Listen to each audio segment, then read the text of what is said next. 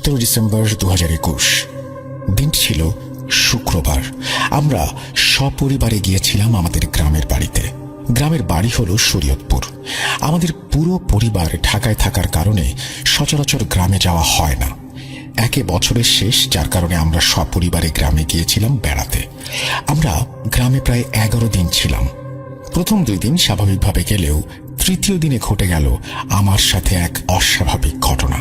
কিন্তু প্রথম দিন অনেক পুরনো একটা ফ্রেন্ড কল দেওয়ার কারণে বাড়িতে অনেক লোকজন থাকায় আমি বাড়ির পাশে একটা ঝোপের আড়ালে গিয়েছিলাম কথা বলার জন্য। কথা বলতে বলতে এক পর্যায়ে আমি সেখানে থুতু ফেলেছিলাম। এই থুতুর কথাটা মনে রাখবেন। ছোটকাল থেকে ফ্রেন্ড সার্কেল অনেক হওয়ায় আমার মেসেঞ্জারে প্রায় গ্রুপ কলে থাকতে হয়। সেদিন রাত 8টায় আমি নিত্যদিনের মতোই ঘরে মানুষ থাকায় আমার ঘরের উঠোনে গিয়ে মেসেঞ্জার গ্রুপে সবার সাথে কথা বলছিলাম। তখনও সবকিছু স্বাভাবিক ছিল। হঠাৎই উঠোনে থাকা একটি লাইট জ্বলছিল, নিভছিল, জ্বলছিল, নিভছিল। আমি বিষয়টা স্বাভাবিকভাবেই নিয়েছিলাম। চতুর্থ দিনেও আমার সাথে ঠিক একই ঘটনা আবার ঘটেছিল। লাইটটা জ্বলছিল আর নিভছিল। এছাড়া আমি খেয়াল করলাম অন্য সময় লাইটটা স্বাভাবিক থাকতো। পঞ্চম দিনই আমার সাথে যা ঘটেছিল, বিশ্বাস করেন রাসেল ভাই, এর জন্য আমি মোটেও প্রস্তুত ছিলাম না। হঠাৎ আমার ফ্রেন্ডরা গ্রুপ কলে ডাকায় ও বাড়িতে উঠোনে অনেক লোক থাকায় আমি বাড়ির পাশের রাস্তার সাথে একটি কবরস্থান ছিল, সেই কবরস্থানের সামনে দাঁড়িয়ে কথা বলছিলাম আমার বন্ধুদের সাথে। তখন ছিল রাত 8টা, তাই আমার সাথে একটি টর্চ লাইট নিয়ে গিয়েছিলাম। কথা বলতে বলতে আমি এক পর্যায়ে খেয়াল করলাম যে আমার সামনে দিয়ে একটি পাগল এক দৃষ্টিতে আমার দিকে তাকিয়ে হেঁটে চলে যাচ্ছিল। রাস্তার মোচড় শেষ না হতেই খেয়াল করলাম পাগলটি আর নেই। এর ঠিক কিছুক্ষণ পর রাস্তার কুকুরগুলো অনেক চিৎকার করছিল। এক পর্যায়ে আমি দেখলাম আমার দিকে কুকুরগুলো ধেয়ে আসছে। এক পর্যায়ে আমি আমার হাতে থাকা টর্চ লাইট কুকুরগুলোর দিকে মারলাম। দেখলাম আমার সামনে একটি কুকুর দৌড়ে আসছে। ওদের মধ্যে একটি কুকুরকে খেয়াল করলাম, কুকুরটির চোখ সবুজ বর্ণের, অস্বাভাবিক দেখতে। আমি তখন ভয়ে কবরস্থানের পাশে কতগুলো ইট রাখা ছিল, সেই ইটের ওপর পা দিয়ে কিভাবে রান্নাঘরের টিনের চালে লাফ দিয়ে উঠে গেলাম আমি বুঝতে পারলাম না। ওই ইটের সারি থেকে রান্নাঘরের টিনের চাল প্রায় 7 থেকে 8 ফুট উঁচুতে ছিল। চাল থেকে আমি লাফ দিয়ে উঠোনে পড়ে ব্যথা পেলাম। প্রচন্ড ব্যথা পেয়েছিলাম তখন। বাড়ির সবাই আমাকে অনেক ধরাধরি করে তুলল। তখন বাড়ির সবাই আমাকে জিজ্ঞেস করলো কি হয়েছে। আমি তাদের সব ঘটনা খুলে বললাম। এর পরের দিন আমার নানুর এক ফ্রেন্ড, যে কিনা কারো সাথে প্যারানর্মাল কিছু ঘটলে তার চিকিৎসা করতেন, তার কাছে আমায় নিয়ে গেলেন আমার নানু। এরপরে সেই নানু আমার কাছ থেকে সব ঘটনা জানতে চাইলে আমি তাকে আগে পরে সব ঘটনা বললাম। আমার কাছ থেকে সবকিছু জেনে এবার তিনি আসনে বসলেন এবং আমাকে বসতে বললেন, আর আমাকে বললেন আমি যদি কোনো অস্বাভাবিক কিছু দেখতে পাই তাহলে যেন ভয় না পাই। তারপর নানু আমার কনিষ্ঠাঙ্গুল চেপে ধরে দোয়া পড়ে তার জিনদের আমার শরীরে হাজির করলেন। এরপর আমার আর কিছু মনে নেই। বাকি ঘটনা আম্মুর কাছ থেকে শোনা।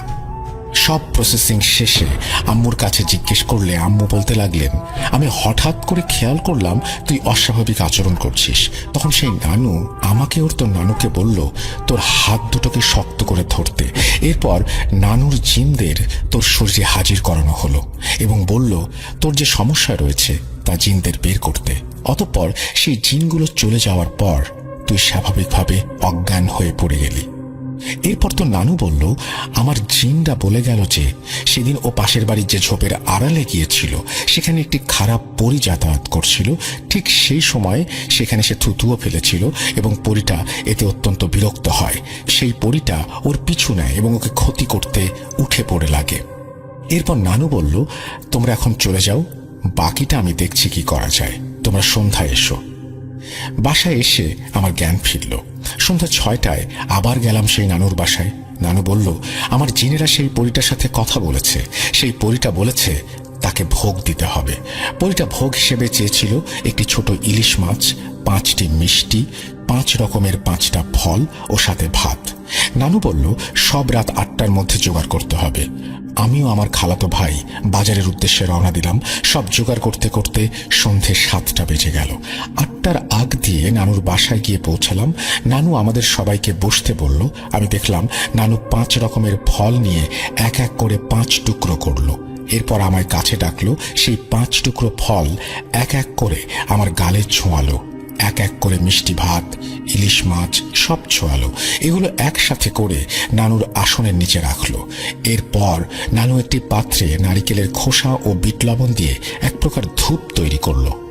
নানু আমার হাতে টর্চ লাইট দিয়ে বলল তার সাথে যেতে এবং সাবধান করলো যে সব কাজ শেষ হওয়ার পর ফেরার পথে যেন পেছনে না তাকাই, এবং আরও বলল যে যদিও পেছনে থাকে তাহলে যেন আমি এগিয়ে যাই না থেমে। এখন নানুর পেছন পেছন যাওয়া শুরু করলাম। নিস্তব্ধ সেই রাতে আমি আর নানু হাঁটছিলাম, কেউ নেই আমাদের সাথে। কিরকম অবস্থা হচ্ছিল আপনি নিশ্চয়ই বুঝতে পারছেন। একে আমার সাহস কম ছিল। হাঁটতে হাঁটতে নানু এক পর্যায়ে আমাকে একটি কবরের সামনে নিয়ে গেল। কবরটি কার এটা আমার জানা ছিল না। কবরটি একটু সামনে নিম গাছের একটি ডাল রাখা ছিল। এরপর নানু সেই ডালটি হাতে নিল এবং সেই ডালটি যেখানে রাখা ছিল সেখানে আমাকে বসালো। এবার নানু যে ধূপটা তৈরি করেছিল সেই ধূপটা আমার চারিদিকে ঘুরালো এবং ঘুরানোর পর ওই নিম গাছের ডাল দিয়ে আমার শরীরে বাড়ি দিচ্ছিল। এরপর কিছু দোয়া পড়ে আবার নিম গাছ দিয়ে বাড়ি দিতে লাগলো। একটার পর একটা দোয়া শেষ করে দোয়া শেষে ওই ডালটি দিয়ে আবার আমাকে বাড়ি দেয়। এভাবে 6-7 বার আমার গায়ে নিম গাছের ডাল দিয়ে বাড়ি দেয়া হলো। এক পর্যায়ে ভুলবশত আমার চোখটা পেছনে গেল। আমি ওই মুহূর্তে যা দেখলাম তার জন্য আমি মোটেও প্রস্তুত ছিলাম না। আমি দেখলাম আমার পেছনে লক্ষ লক্ষ সাদা কিছু মানুষের অবয়বের মতো। আমি দেখে প্রচন্ড ভয় পেলাম। আমার শরীর কাঁপুনি দিয়ে অজ্ঞান হয়ে যাওয়ার উপক্রম হলো। নানু আমায় ধাক্কা দিয়ে বলল, কিরে তুই ভয় পেয়েছিস নাকি? আমি তখন ভয় পেয়েছিলাম। নানু বুঝতে পেরেছিল, তাই অযথা কোনো কথা বা প্রশ্ন আমার ভয়টাকে কাটিয়ে দিল। সব প্রসেসিং শেষ হওয়ার পর নানু বলল আমাকে উঠতে। এখন আবার বাড়ির দিকে হাঁটা ধরলাম। আমি খেয়াল করলাম আমার পেছন দিকে অনেকবার আমার নাম ধরে ডাকা হচ্ছে। দূর থেকে শোনা যাচ্ছিল অনেকটা এরকম, রিফাত, এই রিফাত, শুনে যা। আমি একবার ভেবেছিলাম যে আমি পেছনে তাকাবো, কিন্তু নানু মানা করেছিলেন পেছনে তাকাতে। আল্লাহর রহমতে ভালোভাবে বাড়ি পৌঁছালাম। বাড়িতে পৌঁছানোর পর নানু বলল, তোমরা এখন বাড়িতে চলে যাও, রাত 12টায় আমি ভোগ নিয়ে আসবো ওই পরিটাকে দিতে। আমরা বাড়িতে পৌঁছালাম। পৌঁছে খাওয়া দাওয়া করে রাতটা স্বাভাবিকভাবে চলে গেল। আবার সকাল 9টার দিকে নাস্তা করে আমরা আবার সেই নানুর বাসায় গেলাম। নানু আমাকে একটা তাবিজ দিল এবং কিছু নিয়ম কানুন মেনে চলার আদেশ দিল। আর তাবিজটা দিয়ে বলল এই তাবিজ কমপক্ষে 6 মাস পরিধান করতে হবে। 22 ডিসেম্বর আমরা সবাই ঢাকায় চলে আসি। ফেব্রুয়ারি 2022 স্কুলে তখন ক্লাস শুরু হয়ে গেল। আমি নিয়মিত স্কুলে যাওয়া শুরু করলাম এবং একটি কথা না বললেই নয়, আমি ক্লাস 10-এ উঠেছি। হঠাৎ একদিন ধর্ম স্যার আমার গলার তাবিজটা খেয়াল করলেন। তিনি আমাকে বললেন, তুমি নামাজ পড়ো, আল্লাহর উপর ভরসা রাখো? আমি বললাম, হ্যাঁ স্যার, কেন? স্যার আবার বললেন, তাবিজ পরিধান করা শিরক, এটা তুমি জানো? আমি বললাম, স্যার একটা সমস্যার কারণে আমি তাবিজটা পরিধান করেছি। স্যার বলল, সমস্যা যেহেতু আল্লাহ দিয়েছে সমাধান আল্লাহই করবেন, তুমি তাবিজটা দিয়েছো কেন? তাবিজ ফালাও। আমি আর কথা না ভেবে তাবিজটা ফেলে দিলাম। তাবিজটা ফেলে দেওয়ার পর 1 সপ্তাহ ভালোই চলছিল, সব স্বাভাবিক। আমি ভাবলাম আবার সব ঠিক হয়ে গেছে, ঘটনা এখানে শেষ হলে পারত, কিন্তু সেইটা আবার অন্যদিকে মোড় নিল। এখানে বলে রাখা ভালো রাসেল ভাই, আমি সবসময় নামাজ পড়ি। কিছুদিন নামাজ পড়ার পর খেয়াল করলাম যে আমার নামাজে সূরা কালাম ভুল হচ্ছে। আমার নামাজ পড়ার সময় আমি অনুভব করি পেছনে কেউ দাঁড়িয়ে আছে। আমি নামাজে ভালো মতো মন দিতে পারছিলাম না। তখন এভাবে আমি আস্তে আস্তে নামাজ পড়া একটু কমিয়ে দিই। বাসায় প্রায় সময় আমার একা থাকতে হয়। বাসায় একা থাকার অবস্থায় আমি যখন পড়তে বসি তখন আমার ঘরের আশেপাশে দিয়ে কিছু অদ্ভুত অদ্ভুত সাউন্ড আমি শুনতাম, যা ভাষায় প্রকাশ করার মতো না। খুবই অদ্ভুত সাউন্ড, যে সাউন্ডগুলো শুনে আমি বুঝতাম যে এগুলো প্যারানর্মাল কিছু। তখন আমি খুব ভয় পেতাম, কিন্তু কি আর করা, বাসায় আমি একা, আমার কাছে বাসার চাবিও ছিল না। একটা কথা বলে রাখা ভালো, আমাদের বাসার মেইন গেট তালা মারা থাকে সব সময়। আমি আমার ফোনে তখন কোরআন তেলাওয়াত ছেড়ে রাখতাম, তারপরে পড়তাম, ওই সাউন্ডগুলো কমে যেত। একদিন রাতে আমি ঘুমাচ্ছিলাম, কিছুক্ষণ পর আমার বুকের ওপরে অনেক ভারী একটা কিছু এসে পড়লো। আমি খেয়াল করলাম জিনিসটা এতই ভারী ছিল যে আমার নিঃশ্বাস নিতে কষ্ট হচ্ছিল। জিনিসটা এরকম ভাবে আমার সাথে ঘটেছে যে আমি কিছুতেই আমার মনকে সান্ত্বনা দিতে পারছিলাম না, এই বলে যে এটা স্বপ্ন। সকালে আর এত কিছু মনে ছিল না। এর পরের দিন রাত আগের দিনের মতোই আমি ঘুমাচ্ছিলাম। এবার ঘটলো অন্যরকম একটি ঘটনা, যেটা আমি ঘটনার প্রথম দিকে তুলে ধরেছিলাম। আমি রাতে ঘুমাচ্ছিলাম, হঠাৎ স্বপ্নে দেখলাম যে আমার ডাইনিং রুমে পানি খেতে উঠলাম আমি।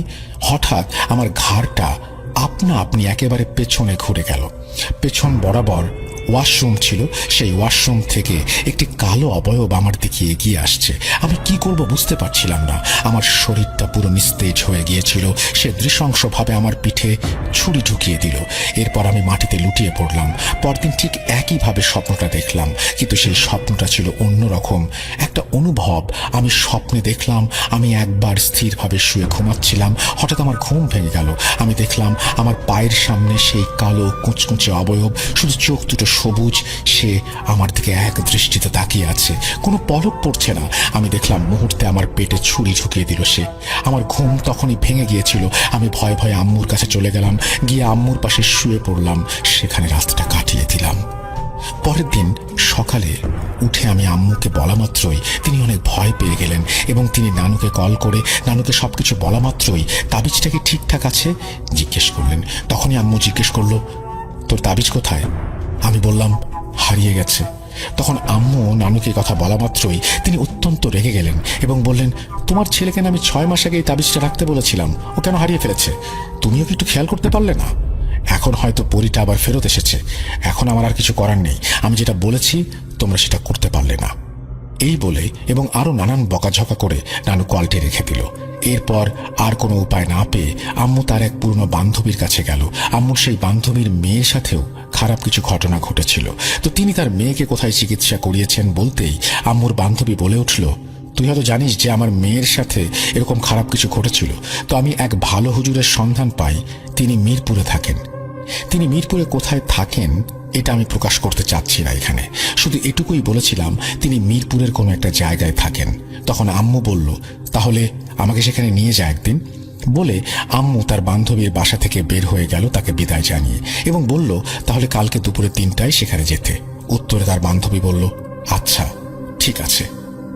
একটা কথা বলে রাখা ভালো, সেই স্বপ্নগুলো দেখার পর থেকে আমি আম্মুর সাথে ঘুমাই, যার কারণে সেদিন রাতে আমার কোনো সমস্যা হয়নি। পরের দিন সঠিক সময়ে আমরা বেরিয়ে পড়লাম সেই হুজুরের বাড়ির উদ্দেশ্যে। প্রায় 4:30 নাগাদ আমরা হুজুরের বাড়িতে পৌঁছালাম। হুজুর তখন আসরের সালাত আদায় করতে গিয়েছিলেন মসজিদে, তো তিনি আসতে দেরি করলেন। আমরা সেখানে বসেছিলাম। আমি তার ঘরটি খেয়াল করলাম। ঘরটি ছিল অনেকটা মাজারের মতো, ভেতরটা দেখতে অদ্ভুত। ঘরটা ভালো মতো খেয়াল করতে করতে দেখলাম হুজুর চলে আসলো। এরপর হুজুর তার জায়নামাজে বসলো। তিনি জিজ্ঞাসা করলেন, কি সমস্যা আপনাদের? আমি আর আমার আম্মু এক এক করে সব ঘটনা বিস্তারিত জানালাম হুজুরকে। এবার হুজুর এক এক করে তাশাহুদ, দরুদ শরীফ ও আরো কিছু দোয়া পড়া শুরু করলেন। এক পর্যায়ে তিনি হঠাৎ আল্লাহু আল্লাহু জিকির করতে করতে মাথা ঘুরাতে লাগলেন। এরপর তিনি আসমা উসমা এসব বলে ডাকছিলেন। তার গলাটা হঠাৎ ভারী হয়ে গেল। তিনি জোরে জোরে নাক দিয়ে নিঃশ্বাস নিচ্ছিলেন আর চারিদিকে মাথা ঘোরাচ্ছিলেন। মাথা ঘোরাতে ঘোরাতে হুজুর হঠাৎ উর্দুতে কথা বলা শুরু করলেন। আমরা সবাই শুধু হাঁ করে তাকিয়ে দেখছিলাম। আর একটা কথা বলে রাখা ভালো, আমাদের সহযোগিতা করার জন্য তার স্ত্রী ছিল। হুজুর যখন উর্দুতে কথা বলছিলেন তখন তার স্ত্রী আমাদের সেটা বুঝিয়ে দিচ্ছিলেন। হুজুরের ভেতরে থাকা জিনটি আমার নাম, আমার বাবার নাম জিজ্ঞেস করলে আমি বলে দিলাম। হুজুর বিড়বিড় করে কি জানি পড়ছিলেন। এক পর্যায়ে তিনি বিড়বিড় করার পর উর্দুতে কথা বলা শুরু করলেন এবং তার স্ত্রী আমাদের বাংলায় বোঝালেন। সেটা তিনি বললেন তার নাভিতে প্যাচ দেয়া আছে, সেটা খুলতে হবে এবং ওর ওপর যে পরীটি আকৃষ্ট হয়েছে সেই পরীটি চায় ওকে ওর সাথে নিয়ে যেতে। তাই বারবার আসছে আর ওই পরীটি ওর পেটে নানা ধরনের রোগ সৃষ্টি করে রেখেছে। এখন আম্মু বলল, এই সমস্যার সমাধান কি? আম্মু এই কথা বলার সাথে সাথে জিনটি হুজুরকে সব বলে চলে গেল। তারপর হুজুর মাটিতে লুটিয়ে পড়লেন। হুজুর স্বাভাবিক অবস্থায় এসে আমাদের এর সমাধান বললেন। তিনি বললেন, প্রথমে ওর নাভির প্যাঁচ খুলতে হবে। খোলা হলে সব প্রসেসিং শুরু হবে। এরপর সন্ধ্যা হয়ে গেল। হুজুর বলল, তোমরা আজ চলে যাও, আবার কাল নাভির প্যাঁচ খুলতে এসো, আর যা যা লাগবে আমি কালকে জোগাড় করে রাখবো। এর পরের দিন সকালে আমি আর আমার আম্মু গেলাম ধোলাইখাল নামক একটি জায়গায়। সেখানে একটি মহিলা নাভির প্যাঁচ খুলতে পারে জেনে ওইখানে গেলাম। মহিলাটি একটি বাসায় কাজ করে। আমরা তার ফোন নাম্বারে কল দিলাম এবং আম্মু বলল, আপনি যেখানে আসতে বলেছেন আমরা সেখানে এসেছি। তিনি আমাদের নিতে আসলেন। এরপর তিনি তার বাড়িতে নিয়ে গেলেন। তার বাড়িতে যাওয়ার পর তার রুমে ঢুকতে বললেন এবং আম্মুকে বাইরে থাকতে বললেন। উনি আমার টি শার্ট খুলতে বললেন, আমি খুললাম। এরপর তিনি হাতে একটি পলিথিন পেঁচিয়ে নিলেন এবং আমাকে খাটে শুতে বললেন। এরপর তিনি দোয়া পড়তে শুরু করলেন এবং আমার মাথার সামনে থেকে পায়ের নিচ পর্যন্ত গেল, আবার পায়ের সামনে থেকে মাথা পর্যন্ত আসলো এবং নাভিতে ফু দিতে লাগলো। এভাবে এই কাজটি সে 4-5 বার করলো। এরপর তিনি আমার নাভিতে চাপ দিলেন। বিশ্বাস করবেন না, আমার নাভির ভেতর থেকে কালো কুঁচকুচে কি যেন বেরিয়ে আসলো। আমি দেখে ভ্যাবাচাকা খেয়ে গেলাম। এরপর তিনি আমাকে উঠতে বললেন যে কাজ শেষ। আমি আবার আমার আম্মুর কাছে চলে আসলাম বাসায়। ওই দিনই দুপুরে 3টায় হুজুরের বাসার উদ্দেশ্যে মিরপুরে আবার রওনা দিলাম। হুজুর প্রথম দিনের মতোই আসরের সালাত পড়ে আসছেন এরকম একটা সময়, এবং তিনি আসতে কেউ দেরি করছিলেন, আমরাও অপেক্ষা করছিলাম। হুজুর আসলো এবং জিজ্ঞাসা করলাম, হুজুর গতকাল আপনি উর্দু ভাষায় কেন কথা বলছিলেন? তখন হুজুর বললেন, আমি কথা বলিনি, ও এক পাকিস্তানি জিন, ও আমার কাছ থেকে শিক্ষা গ্রহণ করেছে এবং আমার নানান কাজে সহযোগিতা করে। হুজুর জিজ্ঞাসা করলেন, ওর নাভির প্যাঁচ খুলেছেন? উত্তরে আম্মু বলল, জি হুজুর। এরপর হুজুর আম্মুর সাথে একাকী অনেক কথা বললেন যা আমি ছোট দেখে আমার সামনে বলেননি। তারপর হুজুর আমাকে ডাক দিলেন, কিছু দোয়া পড়ে দিলেন এবং আমার মাথায় ফুঁ দিয়ে দিলেন। এবার আমাকে ও আম্মুকে কিভাবে সমস্যার সমাধান করতে হবে তা বলতে লাগলেন। হুজুর বললেন, 7 ঘাটের পানি লাগবে 5 লিটার, যা আমি এনে রেখেছি। মিষ্টি কিনতে হবে 1.25 কেজি। আমি একটি তাবিজ দেব যা 18 মাস পরিধান করতে হবে এবং কিছু খাবার 18 মাস পর্যন্ত খাওয়া যাবে না। তাও বললেন, যেমন হাঁসের মাংস, হাঁসের ডিম, গরুর মাংস এবং বিভিন্ন কিছু মাছও। তিনি আরো বললেন, রাতের অন্ধকারে যখন কেউ থাকবে না তখন 3 রাস্তার মোড়ে তোমাদের যেতে হবে। মনে রেখো, যখন ঘর থেকে নামবে তুমি এবং তোমার ছেলে দুজনে একজনও কারোর সাথে কোনো কথা বলতে পারবে না। সাথে 1 বালতি পানি নিয়ে যেও। 3 রাস্তার মোচড়ে যাওয়ার পর যেই 1.25 কেজি মিষ্টি নিতে বলেছিলাম ওই মিষ্টির প্যাকেটটা খুলে রাখবে। এরপর মিষ্টির প্যাকেট থেকে সেই কথা মতো আমি 5 পা পিছালাম। আমার আম্মু আমার মাথা বরাবর 7 ঘাটের পানির বোতলটি নিল এবং 7 বার ঘোরালো। এরপর যথাক্রমে পানিটি ঢেলে দিল। ঢালার সময় আমি ও আমার আম্মু কিছু অদ্ভুত সাউন্ড শুনতে পেয়েছিলাম। এরপর সাথে নিয়ে যাওয়া বালতির পানি থেকে আমাকে গোসল করিয়ে দিল। তারপর ওই তাবিজটি ওইখানে পরিয়ে দিল। তারপর আমরা অন্য রাস্তা দিয়ে চলে যাচ্ছিলাম। চলে যাওয়ার সময় অনেক রকম শব্দ শুনতে পেয়েছিলাম। এমন লাগছিল আমাদের পেছনে সবকিছু ভাঙচুর হয়ে যাচ্ছে। এরকম ভয়ানক সাউন্ড কখনো আগে শুনিনি। হুজুর বলেছিল, এই কাজ করার সময় যে জামা কাপড় পরা থাকবে সেগুলো ফেলে দিতে হবে। এরপর বাসায় এসে আমরা যে জামা কাপড় পরে গিয়েছিলাম ওই জামা কাপড়গুলো ফেলে দিলাম। রাতটা কোনো রকমে ভয় কাটলো। পরের দিন সকালে হুজুরকে আমরা ফোন দিয়ে সব বিস্তারিত জানাই। তিনি বললেন, হ্যাঁ আলহামদুলিল্লাহ, তোমাদের কাজটি সম্পন্ন হয়েছে। এখন তোমাদের আর কোনো চিন্তা নেই। শুধু যা যা বলেছি তার নিয়ম মেনে চললেই হবে, আর তাবিজটি সাবধানে ব্যবহার করো। এখন আলহামদুলিল্লাহ ভালো আছি। এখন আর আমাদের কোনো সমস্যা হয় না। আর হ্যাঁ, তাবিজটা এখন আমি পরিধান করি। হুজুরের কথা মতো ইনশাল্লাহ এই কাজটি সম্পূর্ণ করতে পারবো। আপনারা দোয়া করবেন। এক বন্ধুর কাছ থেকে শোনা, একবার এক লোক ব্যবসার কাজে বিদেশ যায়। তিনি একটি 5 স্টার হোটেলে ওঠেন। সেখানে তখন মাত্র 2টি রুম খালি ছিল, একটি দক্ষিণমুখী আর একটি ঠিক তার পাশে। তিনি ম্যানেজারের কাছে দক্ষিণমুখী রুমটা চান, কিন্তু ম্যানেজার তাকে রুমটা দেয় না, দেয় পাশের রুমটা। কারণ জানতে চাইলে ম্যানেজার বলে ওই রুমে নাকি কিছু কনস্ট্রাকশনের কাজ চলছে। ওই লোক নিজের রুমে চলে যায়। রাতের বেলা 2টা-3টার দিকে তিনি ধ্রিম ধ্রিম আওয়াজ পান, কি যেন পাশের দেয়ালে আঘাত করছে। সেই সাথে মৃদু কান্নার আওয়াজ আসছে। তিনি ব্যাপারটা তেমন পাত্তা না দিয়ে ঘুমিয়ে পড়েন। পরদিন ঠিক একই সমস্যা। এবার অনেক জোরে জোরে কান্নার আওয়াজ আসছে। সেই সাথে কেমন জানি একটা ধস্তাধস্তির আওয়াজ। পানি পড়ার শব্দ। তিনি জানেন ওই রুমে কেউ থাকে না, তারপরেও উনি উঠে গিয়ে ওই রুমে নক করেন আর সাথে সাথে আওয়াজ বন্ধ হয়ে যায়।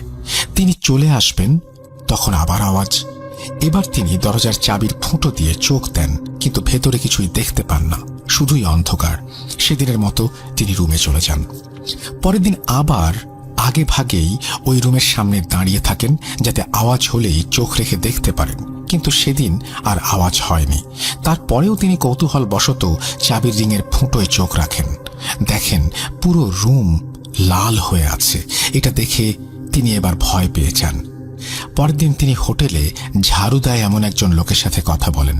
তার ভাষ্যটা ছিল এমন: ওই রুমে অনেক বছর আগে একটা মেয়েকে রেপ করে তার খুন করে লাশ ফেলে রেখে যাওয়া হয়েছে। এরপর থেকে সেখানে নানা রকম আওয়াজ আসতে থাকে। হোটেলের সুনাম খারাপ হবে বলে আপনাকে কিছু বলা হয়নি। লোকটি তার রুমে ফিরে আসবে এমন সময় ঝাড়ুদার তাকে ডেকে বলে, জানেন স্যার, মেয়েটার একটা অদ্ভুত বৈশিষ্ট্য ছিল। মেয়েটার চোখের রং ছিল লাল। ঘটনা 3। এই ঘটনা আমার মায়ের কাছে শোনা। তিনি যখন ছোট ছিলেন ওই সময়ে গ্রাম অঞ্চলের দিকে মানুষের প্রধান পেশা ছিল পুরোপুরিভাবে কৃষি। এখন যেমন ব্যবসার প্রচলন ব্যাপকভাবে ঘটেছে, তখন তেমন ছিল না। সে সময় রাতের বেলা প্রায়শই ক্ষেত থেকে ধান চুরি হয়ে যাওয়ার ঘটনা শোনা যেত।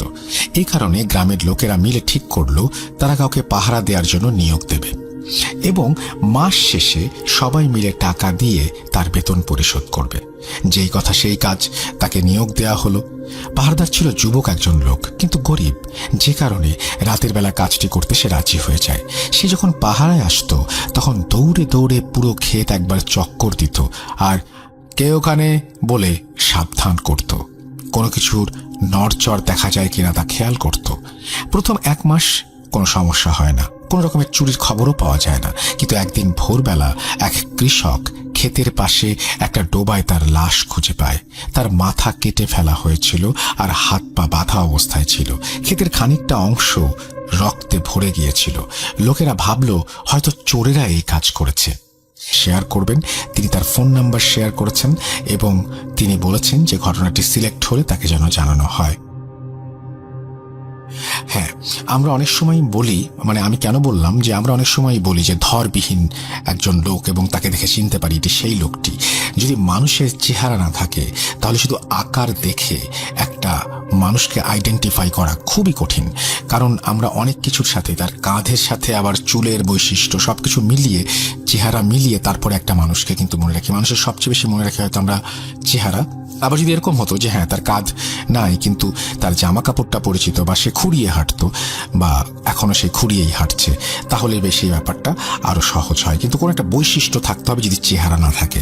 তাই জন্য আমার মনে হয় যে তাকে হয়তো গলা কেটে হত্যা করা হয়েছিল, যেই কারণে গলার ভেতর থেকে অদ্ভুত আওয়াজটা হতো, কিন্তু তার হয়তো মাথা ছিল, না হলে তাকে আইডেন্টিফাই করা সম্ভব না। যাই হোক, আমরা চলে যাচ্ছি আমাদের পরবর্তী ঘটনায়। আশা করছি ঘটনাটি আপনাদের ভালো লাগবে। চলুন শুনে আসি। হাজীগঞ্জের সিটি হাসপাতালে যাওয়ার জন্য রিক্সা ভাড়া করলো। আমরা 15-20 মিনিটের মধ্যেই পৌঁছে গেলাম সিটি হাসপাতালে। সেখানে গিয়ে দেখলাম আমার চাচাতো ভাই রায়হান হাসপাতালের একটি বেডে শুয়ে আছে। পাশে ছিল আমার চাচি, তিনি অঝরে কান্না করছেন। আমার আম্মু খানিকটা বিস্মিত কণ্ঠে জিজ্ঞাসা করলেন, কি হয়েছে রায়হানের? তারপর চাচি বলতে শুরু করলেন। রাত তখন প্রায় 3টা। রায়হানের রুম থেকে এক বিকট চিৎকারের আওয়াজ পেয়ে আমার ঘুম ভেঙে যায়। তারপর গিয়ে দেখি সে মেঝেতে পড়ে আছে। তাড়াহুড়া করে তাকে মেঝে থেকে উঠিয়ে খাটে শুইয়ে দিলাম। তখন তার হুঁশ কিছুই ছিল না। তারপর জ্ঞান আসতে আসতে সকাল 8টা বেজে যায়। জ্ঞান ফিরতেই দেখলাম তার গা জ্বরে পুড়ে যাচ্ছে। থার্মোমিটারটা তার মুখে চেপে ধরতেই দেখি গায়ে 104 ডিগ্রি জ্বর। গ্রামের মতিন ডাক্তারকে ডেকে আনা হলো। তিনি সব দেখে বললেন যত তাড়াতাড়ি সম্ভব যেন তাকে শহরে কোনো ভালো হাসপাতালে ভর্তি করা হয়। তাই আমরা ওকে হাজীগঞ্জে নিয়ে আসলাম বলেই কথা শেষ করলেন চাচি। তারপর 2 দিন যায়, 4 দিন যায়, কিন্তু রায়হান ভাইয়ের জ্বর কোনোভাবেই ভালো হচ্ছিল না। সবাই বেশ চিন্তিত হয়ে পড়েন। কিন্তু প্রায় 1 সপ্তাহ যাওয়ার পর আল্লাহর রহমতে একটু সুস্থ হলে বাড়িতে নিয়ে আসা হয় ভাইয়াকে। তারপর ভাইয়াকে জিজ্ঞাসা করা হয় কি হয়েছিল সেই রাতে। তারপরের ঘটনা শুনুন রায়হান ভাইয়ের মুখ থেকেই। দিনটি ছিল রবিবার। আকাশে কেমন যেন একগুচ্ছ কালো মেঘ ছেয়েছিল। আজকে আমার ধান ভাঙতে যাওয়ার কথা। তাই কাল রাতেই ধানসহ বস্তা 2টি আমি তৈরি করে রেখেছিলাম। বলে রাখা ভালো, গ্রীষ্মকাল শেষে বর্ষাকাল যেন জানালায় উঁকি দিচ্ছে। আমি কলা গাছ কেটে ভেলা বানিয়ে রেখেছিলাম 2-3 দিন আগেই। অনেকে হয়তো জানেন না যে ভেলা কি। ভেলা হচ্ছে কলা গাছ দিয়ে বানানো একটা ভাসমান কোনো একটা যান, যা দেখতে অনেকটা নৌকার মতো। যেই কথা সেই কাজ। দুপুরে খাওয়া দাওয়া শেষ করে রওনা হলাম ভেলার উদ্দেশ্যে। প্রায় 5 মিনিট হাঁটার পর পৌঁছে গেলাম ভেলার কাছে। সবকিছু ভালোই যাচ্ছিল। 30-35 মিনিটের মধ্যেই পৌঁছে গেলাম চাল ভাঙানোর সেই মিলে। ধানের মৌসুম, তাই গিয়ে দেখি আমার মতো অনেক মানুষই চাল ভাঙাতে এসেছেন। চাল ভাঙানো শেষ করতে করতে প্রায় সন্ধে নেমে এলো। দোকানদারকে তার পাওনা বুঝিয়ে দিতে গিয়ে দেখি পশ্চিমের আকাশে সূর্যটা প্রায় ডুবি ডুবি করছে। যাই হোক, অজু করে মাগরিবের নামাজ আদায় করে আল্লাহর নাম নিয়ে বাড়ির দিকে রওনা হয়ে গেলাম। বলে রাখা ভালো, বাড়িতে যাওয়ার পথে একটি বড় বিল বাড়ি দিতে হয়। মানুষের কাছ থেকে শোনা, সেই বিলের পাশে আগে নাকি একটি পুরাতন শ্মশান ছিল। পরে গ্রামে হিন্দু সভ্যতা লোপ পাওয়ার কারণে শ্মশানটি ভেঙে ফেলা হয়। জেলেরা যখন রাতের বেলা মাছ নিয়ে সেই বিল দিয়ে যাওয়া আসা করত, তখন নাকি বিভিন্ন সময় নানা রকমের চিৎকার, কান্নার আর্তনাদ, পানিতে কাফন মোড়ানো লাশ ভেসে যাওয়া ও জলপিশাচের মুখোমুখি হতো। কথাগুলো হঠাৎ মনে পড়তেই কেমন যেন শির দ্বারা দিয়ে এক ঠান্ডা হিমেল স্রোত বয়ে গেল। যাই হোক, আল্লাহর নাম নিয়ে বৈঠা দিয়ে ভেলাটি ধীরে ধীরে বাইতে শুরু করলাম। প্রথমে পরিবেশটা ঠিকঠাক মনে হলেও 20 থেকে 25 মিনিট ভেলা বাইতে বাইতে চলে আসলাম সেই বিলের দিকে। ঝিঝি পোকার ডাক আর মৃদু বাতাসে দূরের বাঁশবাগান থেকে আসা শনশন আওয়াজ যেন পরিবেশটাকে কেমন ভয়ানক করে তুলল। হঠাৎ করেই আমি অনুভব করলাম ভেলাটা প্রচণ্ড ওজন মনে হচ্ছে। ভেলাটা বিলের পাশে পানির সাথে প্রায় ডুবি ডুবি করছিল। স্বাভাবিকের তুলনায় বেশি ওজনের ভেলাটা বাইতেও কষ্ট হচ্ছিল আমাদের। হঠাৎ করেই আমার চোখ যায় ভেলার সামনের দিকে। হালকা চাঁদের আলোতে আমি লক্ষ্য করলাম একটা কালো কুঁচকুঁচে অবয়ব আমার ভেলার পাশে বসে আছে। কালো ঘন অন্ধকারে বোঝা যাচ্ছিল না অবয়বটির অস্তিত্ব। একজোড়া রক্তের মতো লাল চোখ যেন এক দৃষ্টিতে আমার দিকে তাকিয়ে আছে। আমি ভেলা চালানোর মতো শক্তি পাচ্ছিলাম না। আল্লাহর নাম নিয়ে যত সূরা পারি সব একসাথে পড়তে শুরু করলাম। কতগুলো সূরা পাঠ করেছিলাম মনে নেই। হঠাৎ করে দূরের কোনো এক মসজিদ থেকে এশার আজানের ধ্বনি কানে এসে লাগলো। চোখের পলক পড়তেই দেখলাম অবয়বটি একটি বিক্ষুটে হাসি দিয়ে বাম পাশের বিলের পানিতে ঝাঁপ দিয়ে কোথায় যেন মিলিয়ে গেল। আমি খেয়াল করলাম ভেলাটা আগের থেকে অনেকটা হালকা মনে হচ্ছে। আল্লাহর নাম নিয়ে সূরা পড়তে পড়তে প্রায় 15 থেকে 20 মিনিটের মধ্যেই গ্রামে এসে পৌঁছালাম। ভেলাটা একটা গাছের সাথে বেঁধে চালের বস্তাগুলো পিঠে চাপিয়ে আমি বাসার উদ্দেশ্যে রওনা হলাম। আমি পেছনে কারো অস্তিত্ব অনুভব করতে লাগলাম এবং মনে হচ্ছিল কেউ যেন আমাকে দূর থেকে দেখছে আর অনুসরণ করছে। বাইরে এক ফোঁটা বাতাস না থাকার পরেও হঠাৎ করে একটা ঠান্ডা বাতাস আমার কানের পাশ দিয়ে চলে গেল। যাই হোক, আল্লাহর রহমতে কোনো অঘটন ছাড়াই বাড়িতে পৌঁছালাম। এই বলে রায়হান ভাইয়া নিস্তব্ধ হয়ে গেলেন। কি লিসেনার্স, ঘটনা এখানেই শেষ তাই ভাবছেন? ঘটনাটি হয়তো এখানে শেষ হলে ভালো হতো, কিন্তু না। রায়হান ভাইয়া নিজেও জানতো না যে তার জন্য এখনো অপেক্ষা করছে একটি মর্মান্তিক ও পৈশাচিক রাত। আর একটু অপেক্ষা করুন, তাহলেই জানতে পারবেন। খানিকটা নীরবতা পালন শেষ করে রায়হান ভাই আবারও বলতে শুরু করলেন, সেই দিন রাতে বাসায় ফিরে চালের বস্তাগুলো রান্নাঘরে রেখে আসলাম। তারপর অজু করে এশার নামাজ আদায় করে রাতের খাওয়া খেতে বসে গেলাম। আমার সাথে বাসায় ফিরে আসার সময় কি কি হয়েছিল আমি কাউকে কিছু বলিনি। ভেবেছিলাম সবাই শুধু শুধু চিন্তা করবে। বলে রাখা ভালো, আব্বুর 2টি পোষা বেড়াল ছিল, একটি সাদা আর একটি সাদা কালোর মিক্স। আব্বু সবসময় খাওয়ার শেষে বেড়ালদের মাছের কাটা খেতে দেন। ওই দিন রাতে খাওয়ার শেষে আমি হাত ধুতে যাব, দেখি একটি ভয়ানক কুচকুচে কালো বেড়াল আমার দিকে এক দৃষ্টিতে তাকিয়ে আছে। বেড়ালটির চোখ ছিল রক্তের মতো লাল আর আকারে নর্মাল বেড়ালের থেকে অনেকটা বড়। হঠাৎই মনের ভেতরে একটা ভয় ঢুকে গেল। একটু সামনে এগিয়ে গিয়ে দেখতে যাব, ঠিক তখনই বেড়ালটি এক লাফে কোথায় যেন হাওয়ায় মিলিয়ে গেল। আমি জানালা দিয়ে হ্যারিকেনের আলোয় বেড়ালটি খোঁজার চেষ্টা করলাম, কিন্তু কোথাও বেড়ালের অস্তিত্ব পেলাম না। যাই হোক, আগামীকাল আমার দাখিল আরবি সেকেন্ড পেপার পরীক্ষা থাকায় হ্যারিকেনের সামান্য আলোয় তেল ভরে বই নিয়ে পড়তে বসলাম। পরের একটি সময় খেয়াল করলাম ঘড়িতে সময় 1:10। সারাদিনে এত ব্যস্ততার পরে শরীরটা খুব ক্লান্ত লাগছিল। আমি 1 কাপ চা বানানোর জন্য রান্নাঘরে গেলাম। 5 মিনিট পরে চা বানিয়ে রুমে ফিরে এসে বইয়ে আবারও মনোযোগ দিলাম। কিছু গুরুত্বপূর্ণ বিষয় মার্ক করতে করতে আরো 10 মিনিট চলে গেল। হঠাৎ কে যেন জানালার পাশ থেকে আমার নাম ধরে ডাকলো। বুকটা কেমন যেন কেঁপে উঠল। এত রাতে কে ডাকে আমায়? ভয়ে ভয়ে জানালার দিকে তাকাতেই দেখলাম, আরে এটা তো রিমন ভাইয়া। বলে রাখা ভালো, রিমন ভাইয়া আমার বড় জ্যাঠার ছেলে। উনি তখন ঢাকায় ফ্যাশন ডিজাইন নিয়ে পড়াশোনা করতেন। ঈদের ছুট ছাড়া ভাইয়াকে গ্রামে পাওয়া দুষ্কর। তাহলে উনি এত রাতে এখানে কি করছেন? উনি তো ঢাকায় থাকার কথা। অনেক প্রশ্নই মাথায় একসঙ্গে ঘুরপাক খাচ্ছিল। ভাইয়া বলে উঠল, কিরে, কি ভাবছিস? আমি বললাম, কিছু না, কিন্তু তুমি এত রাতে এখানে? রিমন ভাইয়া একটা মোটা কর্কশ কণ্ঠে বলে উঠল, কেন রে, আমি কি এখানে থাকতে পারি না? রিমন ভাইয়ের ভয়েসটা কেমন যেন অচেনা মনে হচ্ছিল। ঈদে দেখলাম ভাইয়াকে। এই কয়েক মাসে একটি মানুষের ভয়েস কি এতটা পরিবর্তিত হতে পারে? আমি ভাইয়ার প্রশ্নের উত্তরে বললাম, না, এই সময় বাইরে থাকতে পারো, তবে বাইরে কেন, ভেতরে আসো। কথাটা বলতে রিমন ভাইয়ার মুখে এক বিভৎস হাসি দেখতে পাই।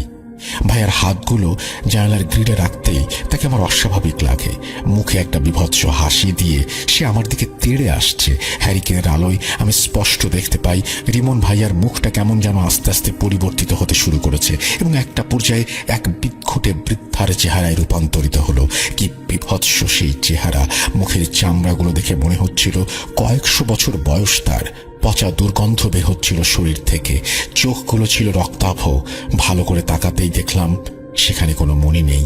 কয়েক সেকেন্ডের তফাতে একজন স্বাভাবিক মানুষ কিভাবে আমার চোখের সামনে এতটা বিভৎস রূপ নিল, সেই বিভৎস জিনিসটি সেকেন্ডের মাথায় অদৃশ্যভাবে জানালা ভেদ করে আমার রুমে ঢুকে পড়ল। কি হচ্ছিল আমার সাথে বুঝতে না পেরে 5 থেকে 6 কদম পেছনে সরে চেয়ারটি সেই বিভৎস জিনিসটির দিকে ছুঁড়ে মেরে চিৎকার দিয়ে জ্ঞান হারালাম। তারপর আর কিছু মনে নেই। এই বলে থামলো রায়হান ভাইয়া। আমার চাচা মানে রায়হান ভাইয়ার আব্বু সব কথা শুনে আমাদের গ্রামের মেজো হুজুরকে খবর দেন। মেজো হুজুর ছিল আমাদের গ্রামের একমাত্র কবিরাজ। তিনি আসতে আসতে প্রায় 12টা বেজে যায়। আসার পর রায়হান ভাইয়ার কাছ থেকে সব ঘটনা শুনে কবিরাজ বলতে শুরু করলেন, রায়হান ভাইয়া সেদিন বিল পাড়ি দিয়ে আসার সময় বিল থেকে এক জল পিশাচ তার পিছু নেয়। পিশাচটির উদ্দেশ্য ছিল মাছ খাওয়া, কিন্তু ভাইয়ার কাছে কোনো মাছ না থাকায় সে রেগে যায় এবং ভাইয়াকে বিরক্ত করতে শুরু করে। কিন্তু ভাইয়া নামাজি ও পরহেজগার থাকায় তার কোনো ক্ষতি করতে পারছিল না। পরে ভাইয়াকে অনুসরণ করতে করতে পিশাচটি তার সাথে বাসায় চলে আসে। আমার চাচিকে রান্নাঘর থেকে মাছের তরকারি নিয়ে যাওয়ার সময় তা দেখে পিশাচটি খুব মাছ খেতে ইচ্ছে করে, কিন্তু কোনো এক কারণে সে বাসার ভেতরে ঢুকতে পারছিল না। পিশাচটি মাছ খেতে না পারায় সে রায়হান ভাইয়ার ক্ষতি করার চেষ্টা করে থাকে এবং কালো বিড়াল ও রিমন ভাইয়ার বেশ ধরে। কিন্তু রায়হান ভাইয়া সবসময় পাক পবিত্র থাকায়, 5 ওয়াক্ত নামাজ আদায় করায়, আল্লাহর ওপর সবসময় ভরসা রাখার কারণে পিশাচটি সেই দিন ভাইয়ার কোনো ক্ষতি করতে পারেনি। তারপর কবিরাজ কিছু পানি পড়া ও তেল পড়া দেন, কিছু সূরা পাঠ করে ভাইয়ার মাথায় ফুঁ দিয়ে চলে যান এবং যাওয়ার আগে বলে যান আর কোনো চিন্তা করার কারণ নেই। আমার এত চাচাতো ভাই থাকতে কেন সেদিন রাতে রায়হান ভাইয়াকে রিমন ভাইয়ার সেই বেশেই পিশাচটি আক্রমণ করতে এসেছিল জানা নেই। এরপর থেকে রায়হান ভাইয়া আর কোনোদিন সেই বিলের পাশ দিয়ে যাওয়া আসা করেননি। ডিসেম্বর মাস জমিতে পানি নেওয়া লাগে, আপনার দ্বীপ থেকে বরন্ত দ্বীপ থেকে পানি নেওয়া লাগে। তো গভীর নলকূপ থেকে আমাদের জমির দূরত্ব হইতেছে 1 কিলোমিটার। 1 কিলোমিটার রাস্তায় মানে আপনার ভাতি, আমাদের আঞ্চলিক ভাষায় ভাতি বলে, মানে জমির সাইড দিয়ে নালা করে পানিগুলো নিয়ে এসে নিজ নিজ জমিতে নেওয়া লাগে। তো যেহেতু ডিসেম্বর মাস, অনেক কুয়াশা, ঘন কালো কুয়াশা, আর জমিগুলো না সে ক্রমান্বয় ভাবে পানি নেওয়া পড়ে। মনে করেন যে আমার আগে যার জমি আছে তাই পানি পায়, তারপরে আরেকজন পায়, আমি পাই, মানে সিরিয়াল মেনটেন করে পানি নেওয়া লাগে একের পর একের বার। তো সেদিন ছিল শুক্রবারের রাতে লাইন পড়ছে আপনার রাত 11টার দিকে। তো আমাদের মনটা অনেক খারাপ যে সেদিন আর ভোটে শুনতে পারবো না, আবার পানির লাইন পড়ছে। আমি তো তখন এসএসসি পরীক্ষাও দিইনি, মানে ফেব্রুয়ারি মাসে পরীক্ষা।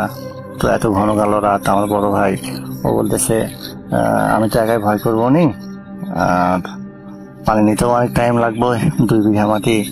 তো ভাই চল, তুই শুধু লাইট দেখাবি, আমার সাথে থাকবি সাহস দেখানোর জন্য, সাহস জোগানোর জন্য।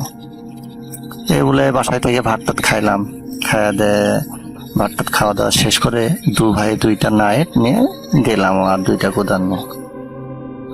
তো ভাই বলে রাখা ভালো, ডিপটি আমাদের পাড়ার সাথে, মানে আমাদের বাসার থেকে মোটামুটি 1/2 কিলোমিটার দূরে। আর ডিপ থেকে আমার জমির দূরত্ব হচ্ছে 1 কিলোমিটার, আদিবাসী পাড়া, সাঁওতাল পাড়ার কাছে। তো গেলাম, একটু আগে গেছি 9টার দিক করে, কারণ হইতেছে যে ভুঁইয়ে পানি নেওয়ার জন্য লাইনগুলো ঘোরানো লাগে, মানুষে পানি নিয়ে তাদের জমিতে লাইনগুলো ঘোরায় রাখে, পানি তাদের ভুঁয়ে ঢুকে। তো তাদের ভুঁয়ে যেন না পানি যায় সেজন্য লাইনগুলো ক্রমান্বয়ে ঘোরায় ঘোরায় ঘোরায় ঘোরায় আমাদের ভুঁয়ে পানি নিয়ে আসার জন্য লাইনটা করলাম। তো 2টা ভুঁই, 2 বিঘা মাটি। আরেকটা ভুঁই হচ্ছে জমির থেকে ওই জমির ডিস্টেন্স হচ্ছে আপনার 1/2 কিলোমিটার, প্রায় 1/2 কিলোমিটার। তো ওখানে একটা জায়গা আছে, শিমুল গাছ থাকে, শিমুল গাছের নিচ দিয়ে রাস্তা। জায়গাটা অনেক ওয়ান্টেড, আপনার মাঝে মাঝে মানুষ দেখতে পায় অনেক বড় ষাঁড়, মানে হচ্ছে ষাঁড় গরু ধান খাইতেছে, ধান ক্ষতি করতেছে, কেউ খাদাইতে গেলে তারে তাইরা আসে। ওঠাটা আনার পরে দেখছি না সব স্বাভাবিক। আমি না দাঁড়াইলেও অনেক শীত লাগতেছে, আবার বসে পড়লাম। বসলেই দেখতেছি যে মাথা ঘোরাইতেছে, কবরটা মনে হচ্ছে কেমন যেন লাগতেছে। তো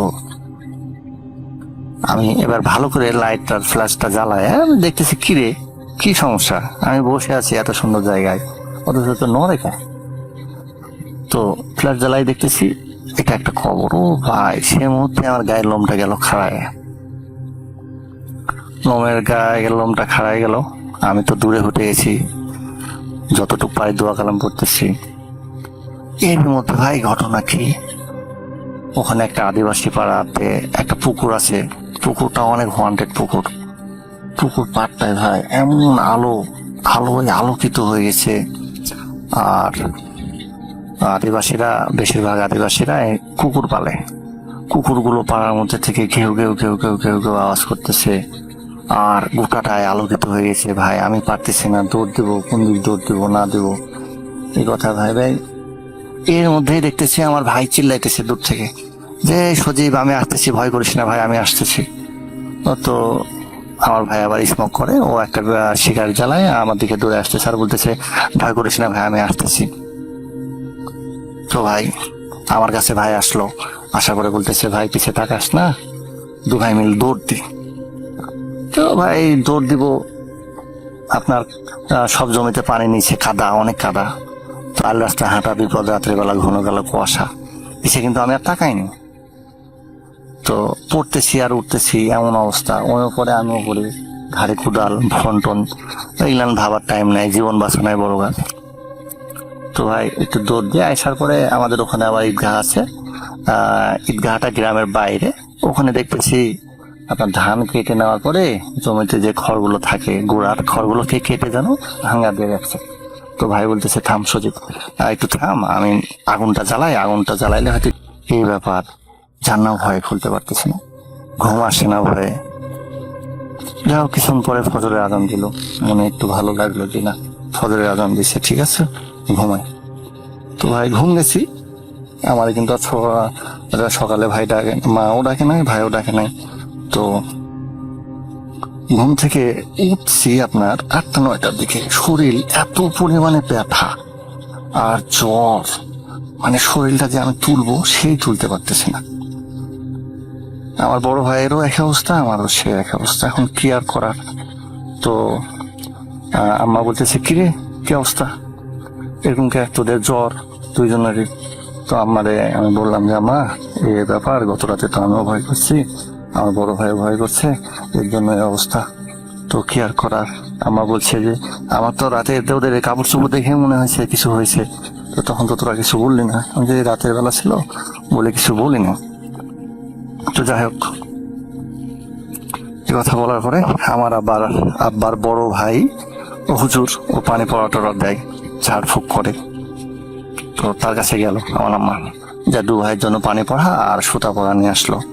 পানি পড়া খাইলাম, খাওয়ার পরে 3 দিন ভাই জ্বর ছিল। 3 দিন পরে ইনশাল্লাহ আল্লাহর রহমতে ভালো হইলাম।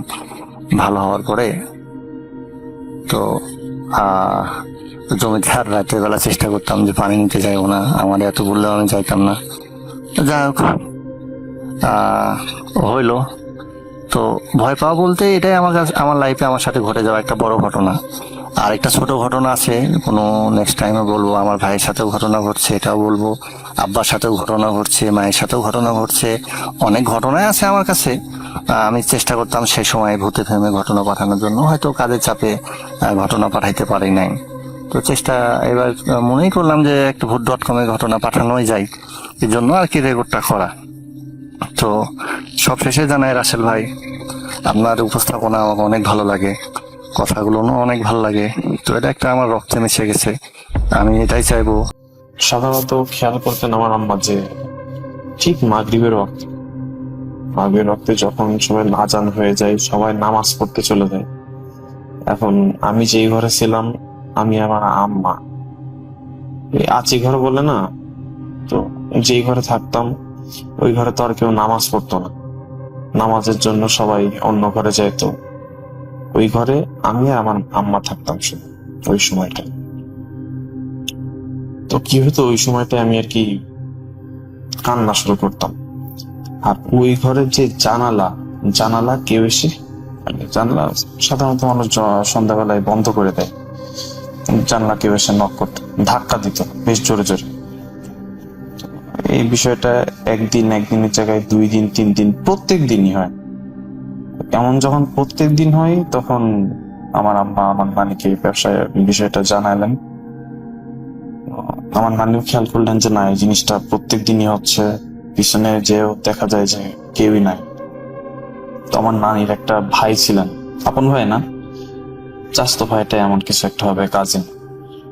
তো উনি আর কি একজন ফরেস্টের মানুষ ছিলেন।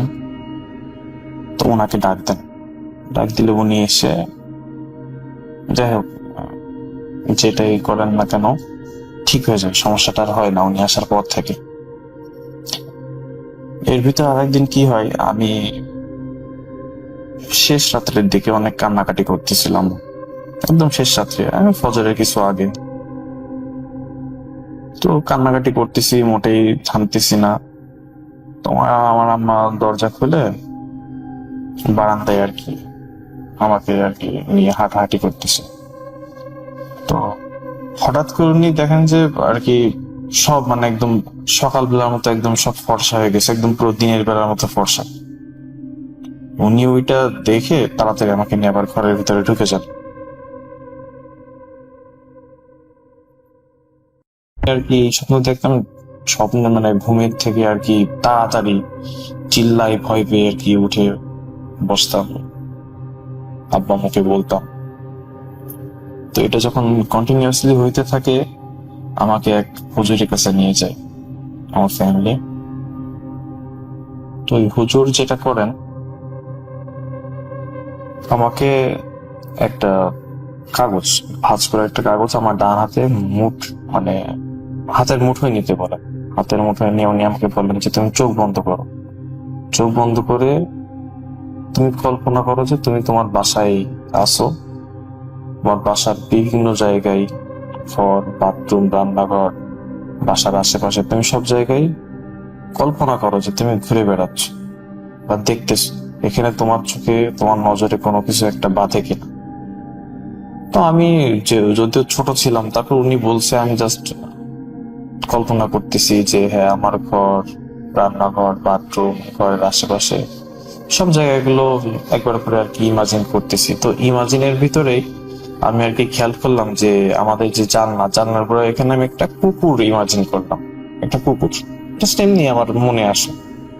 তো আমি জাস্ট ওনাকে সেটাই বললাম যে আমি এমন দেখলাম যে আমার জানলার পরে একটা কুকুর রয়েছে। সেটা কিন্তু আমার মানে রিয়েলিটিতে দেখতেছি না, জাস্ট আমার মনে হলো, আমার ইমাজিন করলাম। আমরা চোখ বন্ধ করলে আর কি একটা জিনিস ইমাজিন করতে ট্রাই করলে যেটা আর কি হয়। তো তো এরপরে যেটা করে হুজুররা সাধারণত তাবিজ দিল, পানি পড়া দিল, তেল মাখা দিল, অতটুকুই। তো আমি জাস্ট যেগুলো বলতেছি, জাস্ট আমি অনেক ছোট ছিলাম, জাস্ট আমার কালেকশন গুলো যতটুকু আমার মনে আছে ততটুকু আমি বলার চেষ্টা করতেছি। তো এরপর আমার যেটা মনে পড়ে যে এরপর নেক্সট আমার সমস্যা হয় যখন আমার বয়স কত হবে তখন, আমি ঘুমায় রইছি, হঠাৎ করে আর কি আমি নিঃশ্বাস ঠিকভাবে নিতে পারতেছি না, আমি কথা বলতে পারতেছি না, হাত পা মুভ করতে পারতেছি না। তারপর দেখা গেল যখন আমার খুব কষ্ট হচ্ছে, আনবিয়ারেবল একটা সিচুয়েশন এসে যাচ্ছে, তখন আমি শরীরের সমস্ত শক্তি এক করে একটা ঝাড়া দিচ্ছি, তখন আমি ঠিক হয়ে যাচ্ছি। এই বিষয়টা আস্তে আস্তে এতটা ভয়ঙ্কর রূপ নেই যে প্রথম আমি দেখা গেল আমার এমন একটা ইয়ে হয়েছে, ওই সময় কিন্তু আর কি চেতনা পুরোপুরি ফিরে আসে। মানে আমি আমার হাত পা মুভ করতে পারতেছি না, কিন্তু আমার কিন্তু ঘুমায় নেই, বা আমার চেতনা পুরোপুরি আছে, 100% আছে। তো কি হয়, আমার কষ্ট হচ্ছে, আমি শরীরের ভিতরে একটা শক্তি জমা করে আমি জোরে একটা ঝাড়া দিছি, ঠিক হয়ে গেছি। কিন্তু এটা আস্তে আস্তে এমন হইল যে আমার শরীরের বল, একটা জিনিস বলে রাখা ভালো, ওই বয়সে সাধারণত ওই 14-15 বছর বয়সে কিন্তু শরীরে ভালো একটা বল থাকে। আমার শরীরেও আর কি মোটামুটি ভালো একটা বল ছিল, যে এমন আমাদের ক্লাসে যত ছেলে ছিল কেউ আমাকে পাঞ্জাতে হারাইতে পারতো না। আমি আবার শরীরে কিন্তু মোটা তাজা না, আমি হালকা পাতলাই শরীর আমার, তখন ছিল, এখনো আছে। আমাকে পাঞ্জাতে হারাতে পারতো না আমার সমবয়সী ছেলেরা। আর যাই হোক, আমার গায়ে বল শক্তি একেবারে খারাপ ছিল না, কিন্তু সেই বল শক্তিটা আমার আস্তে আস্তে কমে যাইতে থাকে। আর আমি এরকম প্রথম দিকে যেমন ভাবে আমাকে ওই বোবায় ধরলে যেমন ভাবে আমি ছাড়া মেরে ফেলে দিতাম, অমনটা আর পারতাম না। এমনকি এটা এমন শুরু করলো যে জাস্ট মানুষ বলে বা অন্যদের কাছে শুনি যে জাস্ট তাদের মনে হয় যে বুকের পর কেউ এসে বসলো, তারপরে সে মুভ করতে পারতেছে না। এটা আমার ক্ষেত্রে হইতো না, কার সোরা আছে পড়তাম। তো প্রথম কি হতো, ওই যে ঝাড়া, প্রথমে তো আমি একদম আর্লি ঝাড়া মেরে ফেলাই দিতাম। সেকেন্ড স্টেপে কি করলাম, সেকেন্ড স্টেপে আমি সোরা পড়া শুরু করলে ছেড়ে দিতাম। আমি সোরা পড়া শুরু করেছি, কিছুক্ষণের ভিতরে ছেড়ে দিছি। এরপরে গিয়ে এইটাও কাজ করা মানে বন্ধ করে দিল। দেখা গেল আমি সোরা পড়তেছি, সেও যেন কি একটা মানে আমার ভিতর থেকে আর কি পড়া শুরু করে দিচ্ছে, বা সেও কিছু একটা বলতেছে, মানে সেটা আর কি দুর্বোধ্য একটা ভাষায়, ঠিক আছে, কি জন্য একটা বিড়বিড় করে বলতেছে।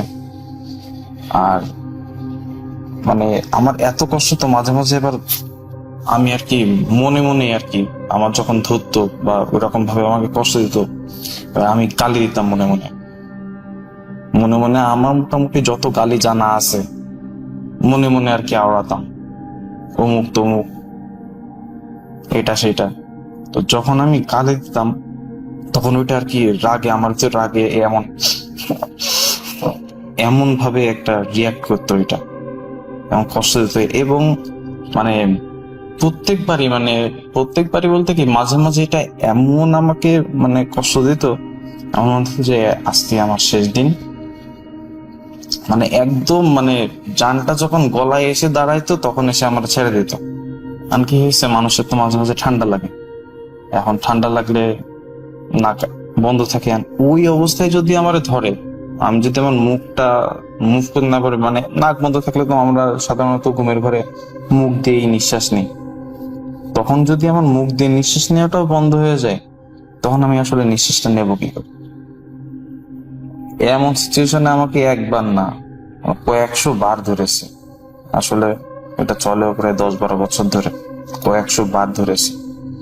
তো যখন আমি দেখতেছি যে না, আমি আর নিঃশ্বাস টানতেই পারতেছি না, মানে আর কি দমটা ধরে রাখতে পারতেছি না, একদম যে লাস্ট মুহূর্তে, একদম 0.99% যখন আমি থাকি তখন গেস করার চেষ্টা করলাম যে আসলে কি থাকতে পারে। হঠাৎ করে আমার মনে আসলো যে